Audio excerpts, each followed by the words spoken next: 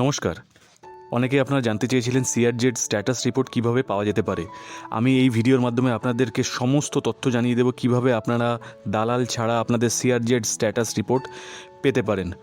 তো চলুন শুরু করা যাক। আচ্ছা, সিআরজেড স্ট্যাটাস রিপোর্ট পাওয়ার আগে যারা জানেন না তাদের একটু বলে রাখি, সিআরজেডটা কি। সিআরজেড হলো কোস্টাল রেগুলেশন জোন।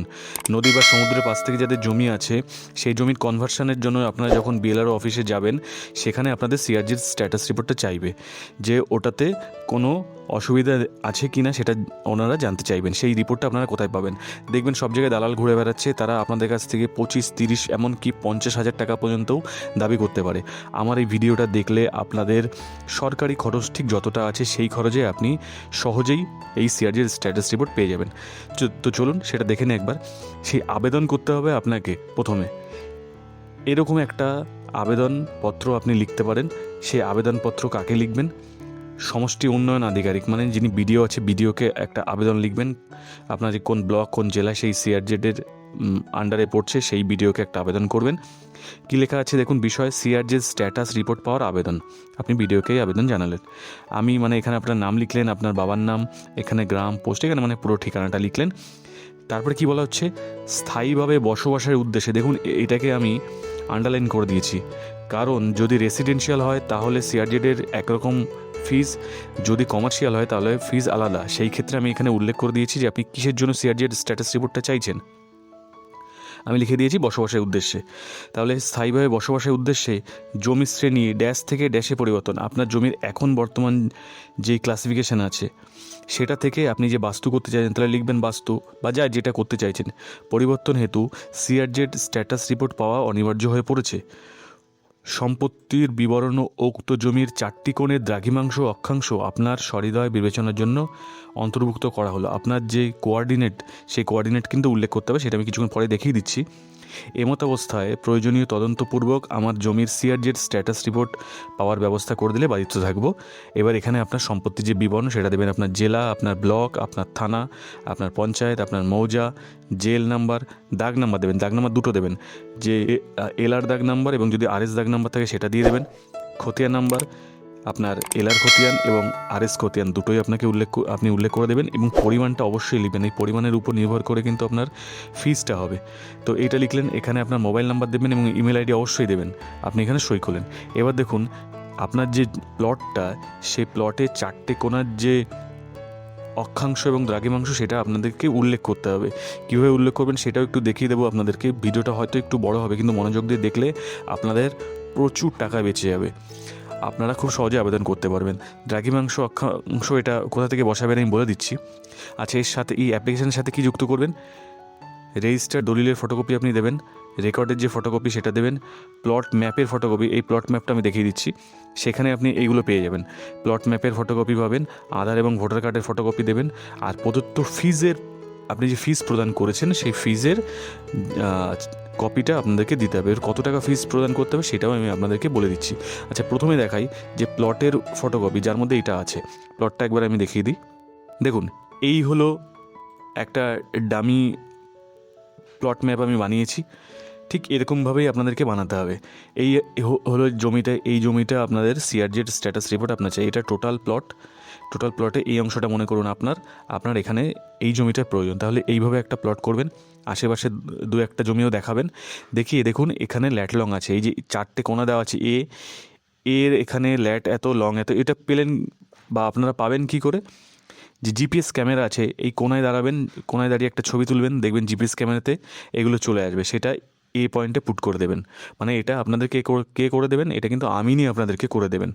বি কোণায় দাঁড়াবেন, ছবি তুলবেন, যেই কোঅর্ডিনেট আসবে সেটা এখানে লিখে দেবেন, আমিনকে বলবেন, আমিন লিখে দেবেন। আমিনই এটা অ্যাকচুয়ালি করে দেবেন। এখানে আপনার সই হবে, আর এখানে তো আমিনের সই হচ্ছে। এটা হলো প্লট ম্যাপ। ওই এবিসিডি যেটা ছিল দ্রাঘিমাংশ অক্ষাংশ, এটা এখানে কিন্তু আপনাদেরকে লিখতে হবে। তো এটা আপনারা লিখলেন, লিখে আপনাদেরকে জমা করতে হবে, কথা বললাম, বিডিও অফিসে। এর সাথে আরেকটা এবার বলে দিই যে ফিজ কতটা লাগবে। আমি অ্যাকচুয়াল ফিজ আপনাদেরকে বলে দিচ্ছি। দেখুন ফিজ কতটা লাগবে। এখানে যে পয়েন্টগুলো আছে, এর 1, 2, 3, 4 এই যে পয়েন্টগুলো আছে, পয়েন্টগুলো একটু ভালো করে খেয়াল করুন, তাহলে এখানে লেখা আছে। কমার্শিয়াল প্রজেক্ট যদি হয়, ধরুন আপনি দোকানের জন্য আপনার এই সিআরজেড রিপোর্ট দরকার, তাহলে কত দিতে হবে আপনাকে? 10,000 টাকা প্লাস জিএসটি। 18% জিএসটি যেটা হবে সেটা আপনাদেরকে পেমেন্ট করতে হবে। যদি আপনি বাড়ির জন্য করেন সেক্ষেত্রে আপনার কি করতে হবে, সেই ক্ষেত্রে আপনাদের এই জায়গাটা খেয়াল করুন, ফর ডিটারমাইনিং সিআরজির status of non commercial residential project, এটা অ্যাভব 3 ডেসিমেল, যদি 3 শতকের বেশি হয় সেক্ষেত্রে আপনাকে 2000 টাকা প্লাস জিএসটি আপনাকে পেমেন্ট করতে হবে। মানে আসবে আপনার 2360 টাকা মতন আপনার আসবে, এটা আপনাদেরকে পেমেন্ট করতে হবে। আর যদি 3 ডেসিমেলের কম হয় অর্থাৎ 3 শতকের কম হয় তাহলে কিন্তু পেমেন্ট করতে হচ্ছে না। কিন্তু দেখা গেছে যে 3 শতকের কম হলেও ওনারা পেমেন্ট চাইছেন, সেক্ষেত্রে আপনাদের আমার পরামর্শ আপনারা এই 2360 টাকা পেমেন্ট করে দেবেন। এবার পেমেন্টটা করবেন কি করে? পেমেন্ট করার জন্য আমি দেখিয়ে দিচ্ছি কীভাবে আপনারা পেমেন্ট করবেন। এটা হলো অরিজিনাল ওনাদের নোটিফিকেশান। দেখুন এখানে লেখা আছে কোথায় আপনারা পেমেন্ট করবেন। এই অ্যাকাউন্ট নাম্বারে আপনাদেরকে পেমেন্ট করতে হবে। অ্যাকাউন্ট নেম, নাম্বার, কোন ব্যাংক, কোন ব্রাঞ্চ এবং আইএফএসসি, এই দপ্তর কিন্তু আপনাদেরকে সিআরজেড দেবে, অন্য কোথাও পেমেন্ট করবেন না আপনারা, এখানে এই অ্যাকাউন্টে আপনাদেরকে পেমেন্ট করতে হবে। আচ্ছা, সিআরজেডটা দেয় কারা সেটা আপনারা হয়তো জানেন কি জানেন না, আমি একটু বলে দিই। সেটা কিন্তু ওয়েটল্যান্ড ম্যানেজমেন্ট যে ডিপার্টমেন্ট আছে, যারা এই জলাভূমি সংক্রান্ত বিষয়গুলো দেখে তারাই দেয়। তাদের অফিস কোথায়? সারা ওয়েস্ট বেঙ্গলের কিন্তু একটাই অফিস, সেটা হলো সল্টলেকে। সল্টলেকে সেই অফিসটা আছে, সেই অফিসের অ্যাকাউন্টে আপনাদেরকে জমা করতে হবে এবং রিপোর্টও আপনাদের কিন্তু সেখান থেকেই দেওয়া হবে। তাহলে এইভাবে এই টাকাটা আপনারা জমা করলেন, টাকা জমার যে রসিদ, সেই রসিদটাও আপনাদেরকে এই অ্যাপ্লিকেশান, যেটা অ্যাপ্লিকেশানের সাথে যুক্ত করতে হচ্ছে। আর কি লাগবে সেটা একবার বলে দিই, যেটা ডিপার্টমেন্ট থেকে চায়।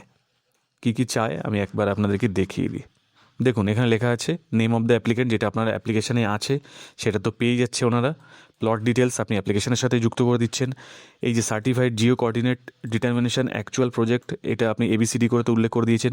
ফিজের রসিদ আপনি দিয়ে দিচ্ছেন, অ্যাড্রেস প্রুফ আপনি দিয়ে দিচ্ছেন, মোবাইল নাম্বার, ইমেল আইডি দিয়ে দিচ্ছেন, আর চাই ডিএলএসসি সার্টিফাইড কপি। এইটা আমি আবার বলে দিচ্ছি কেসটা কি। তাহলে আপনার এই অ্যাপ্লিকেশানটা লেখা কমপ্লিট হয়ে গেল। অ্যাপ্লিকেশনের সাথে এই জিনিসগুলো দিয়ে আপনি বিডিও অফিসে জমা করবেন। এর পরবর্তী পদ্ধতিটা কি? পরবর্তীতে কি হবে? পরবর্তীতে আপনার এই জমিটায় জয়েন্ট ইন্সপেকশন হবে, মানে যৌথ পরিদর্শন হবে। কারা কারা করবেন? এটা হলো বিডিও অফিসের একজন থাকবেন, আর BLNLRO মানে ব্লক যে ল্যান্ড অফিস, সে ল্যান্ড অফিসের একজন আধিকারিক আপনার এই জমি পরিদর্শনে আসবেন। বিডিও থেকে সাধারণত কারা আসেন? বিডিও থেকে যিনি BDMO আছেন, ব্লক ডিজাস্টার ম্যানেজমেন্ট অফিসার, উনি আসেন। আর BLNLRO থেকে কে আসেন? আরআই যিনি আছেন রেভিনিউ ইন্সপেক্টর, উনি এই জয়েন্ট ইন্সপেকশনে আসবেন। জয়েন্ট ইন্সপেকশন যেদিন হবে আপনাদেরকে কিন্তু ফোন করে জানিয়ে দেওয়া হবে যে অমুক দিন জয়েন্ট ইন্সপেকশন হবে, আপনি থাকবেন। তাহলে আপনি থাকবেন, ওনারা আসবেন, এসে ওনারা কিন্তু আবার ছবি তুলবেন। আপনি যেই কোঅর্ডিনেটগুলো দিয়েছিলেন সেটা সঠিক কি না ওনারা দেখার জন্য ওই 4 কোণায় দাঁড়িয়ে ছবি তুলবেন। হয়তো আপনাকেই ছবিগুলো তুলে দিতে হতে পারে। তাহলে এখানে দাঁড়িয়ে আপনারা ছবি তুলে ওনারা রিপোর্ট করবেন। রিপোর্ট করে এই টোটাল রিপোর্টটা ওনারা পাঠাবেন কোথায়? এই টোটাল রিপোর্টটা ওনারা পাঠাবেন জেলাতে। জেলাতে যাওয়ার পরে কিছুদিন আপনাকে ওয়েট করতে হবে। জেলা থেকে ডিএম বা এডিএম সাহেব এই কপিটা ফরওয়ার্ড করবেন কোথায়? ওই সিআরজির অফিসে, যেটা বললাম যে সার্টিফাইড কপি। এই যে কপিটার কথা বলা হলো ডিএলসি সার্টিফাইড কপি। ডিএলসি মানে হলো district level committee. District level committee এটা আবার ভেরিফাই করবে কাদের তথ্যের উপর দেওয়া ভিত্তি করে? যে আরআই এবং BDMO সাহেবের দেওয়া তথ্যের উপর ভিত্তি করে ওনারা এই কপিটা ফরওয়ার্ড করবেন কোথায়? সিআরজেড অফিসে। সিআরজেড অফিসটা তো আপনাদেরকে বলে দিলাম সল্টলেকে আছে, সেখানে ফরওয়ার্ড করবেন। ফরওয়ার্ড করার পরে কিছুদিন পরে আপনার কাছে ফোন আসবে যে আপনার সার্টিফিকেটটা হয়ে গেছে, আপনি নিয়ে যান। এর মাঝখানে আপনি কাউকে একটা টাকা দেবেন না। এই যে আমি পদ্ধতি বলে দিলাম যে কিভাবে আপনারা জমা দেবেন, এইভাবে যদি জমা দেন এবং একটু ফলো আপ করতে পারেন, মানে মাঝখানে গিয়ে আপনারা বলতে পারেন, আপনি ধরুন বিডিও অফিসে জমা দিলেন, কপিটা পড়ে আছে, আপনার জয়েন্ট ইন্সপেকশন হচ্ছে না, আপনি বিডিও সাহেবকে বলতে পারেন যে স্যার আমার এই জয়েন্ট ইন্সপেকশনটা করে দিন। তাহলে উনি সেটা তাড়াতাড়ি করবেন। ব্লক অফিসে গিয়ে, ল্যান্ড অফিসে গিয়ে একটু বললে ওনারাও করে দেবেন। জেলা অফিসে গিয়ে একটু যদি আপনারা ফলো আপ করেন যে স্যার আমারটা পাঠানো হয়ে গেছে, যে ব্লক থেকে পাঠিয়ে দিয়েছে আপনাদের কাছে, আপনারা একটু দেখুন যতটা তাড়াতাড়ি করা যায়। যদি এটা ফলো আপ করেন আপনাদেরকে এক্সট্রা একটা টাকা দিতে হবে না। কত টাকা দিতে হবে? কত টাকা দিতে হবে সেটা আমি আপনাদেরকে এখানেই দেখিয়ে দিয়েছি। এর বাইরে কিন্তু কোনো ডিপার্টমেন্ট আপনার কাছ থেকে টাকা চাইবে না। সিআরজেডের অফিসে, এই অফিসটায় সল্টলেকে যে অফিসটা আছে সেই অফিসে যারা আছেন খুবই ভদ্রলোক। আপনারা গেলে আপনাদের যদি কোনো ভুলও হয়ে থাকে আপনাকে কিন্তু একদম সঠিকভাবে বলে বুঝিয়ে দেবেন ওনারা যে এই ডকুমেন্টগুলো মিসিং আছে, আপনি দিন, আপনারটা হয়ে যাবে। কত লাগবে বলে দিলাম, যে কমার্শিয়াল প্রজেক্ট যদি হয় তাহলে 10,000 প্লাস জিএসটি, আর যদি আপনার রেসিডেন্সিয়াল পারপাস হয় সেক্ষেত্রে 2,000 টাকা প্লাস জিএসটি যেটা লাগবে সেটা আপনাদেরকে দিতে হবে। 3 শতকের বেশি হলে, 3 শতকের কম হলে কিছু লাগছে না। এই হলো অ্যাকচুয়াল ফিস। এর মধ্যে দালালরা আপনাদেরকে অনেক টাকা চাইতে পারে যে এত লাগবে অত লাগবে অনেক দিন। হ্যাঁ, এবার হলো দিনের ব্যাপারটা বলি যে আপনি কত দিনের মধ্যে পাবেন এই সিআরজেড স্ট্যাটাস রিপোর্ট। যেহেতু সমগ্র ওয়েস্ট বেঙ্গল থেকেই এই অ্যাপ্লিকেশানগুলো আসে, ফলে প্রসেস হতে কিন্তু একটু সময় লাগে। সেক্ষেত্রে আপনারা ধরে নিন মোটামুটি মাস 4 মতন আপনাদেরকে লেগে যাবে। মাস 4 থেকে 5 এটা টোটাল আপনার লেগে যেতে পারে যবে থেকে আপনি আবেদন করবেন। তাহলে এইভাবে আপনারা সিআরজেডের জন্য আবেদন করবেন, করার পরে আপনাদেরকে সিআরজেডের স্ট্যাটাস রিপোর্ট আপনাদেরকে দিয়ে দেওয়া হবে। এই যতগুলো পিডিএফ আমি দেখালাম সেই পিডিএফের লিঙ্ক আমি সব ডেসক্রিপশানে বক্সে দিয়ে দেবো, আপনারা চাইলে টোটালটা পড়েও দেখতে পারেন। তাহলে এইভাবেই আপনারা আবেদন করবেন। যদি এই সংক্রান্ত আর কোনো প্রশ্ন থাকে আপনারা আমাকে কমেন্টে জানাতে পারেন, আমি যথাসাধ্য উত্তর দেওয়ার চেষ্টা করব। আর ভিডিওটি ভালো লাগলে লাইক করবেন, যদি ভালো লাগে তো বন্ধুবান্ধবদের মধ্যে শেয়ার করবেন, আর চ্যানেলটি সাবস্ক্রাইব করে পাশে থাকবেন। ধন্যবাদ।